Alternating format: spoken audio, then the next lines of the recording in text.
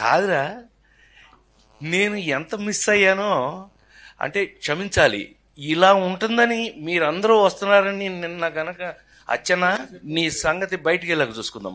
మనం ఎప్పుడూ ఉన్నదే కదా. వీళ్ళందరి నుంచి పక్క తీసుకెళ్ళి అచ్చన నేను మళ్ళీ పైకి హలో అని ఎరా అలిగా ఏడు ఎక్కడ లంజా అడుగు ఇలా మనకు అలవాటే కదా.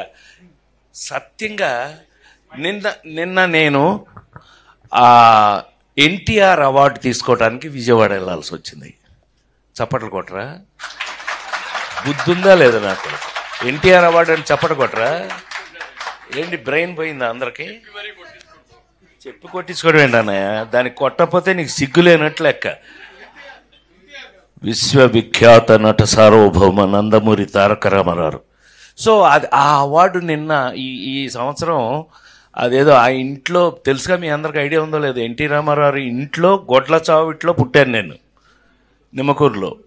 ఆయన ఇంట్లో పుట్టి వెంకటరామం గారు రామారావు అమ్మ రామారావుని వీడు నా చేతిలో పుట్టాడు, వీడిని జాగ్రత్తగా చూసుకో అంటే నన్ను ఫిల్మ్ ఇన్స్టిట్యూట్లో వేయటం, నేను గోల్డ్ మెడల్ ఫిల్మ్ ఇన్స్టిట్యూట్లో తెచ్చుకున్న తర్వాత నాకంటూ కామెడీని ఒక హీరో చేసుకుని నా కోసం, ఎవరి కోసం అదో చించాను అంటే అది నిజం కాదు, నా కోసం కామెడీని ఒక రొమాన్స్ హీరో అవ్వగలిగింది, ఒక యాక్షన్ ఫైటింగ్ హీరో అవ్వగలిగింది, కామెడీ హీరో ఎందుకు కాదు అని నమ్ముకుని ఆ నమ్మకాన్ని లేడీస్ టైలర్ దగ్గర నుంచి ఈ రోజు వరకు మీ అందరి ముందు యాక్టర్గా నిలబడి ఉన్నానంటే కారణం ఆ ట్రెండ్ అని నమ్మితే గనక, నాకున్న అదృష్టం ఏంటంటే సంవత్సరానికి 12 సినిమాలు హీరోగా యాక్ట్ చేస్తూ 12 సినిమాల్లో 12 బాగా ఆడటం జరిగిన రోజుల్లో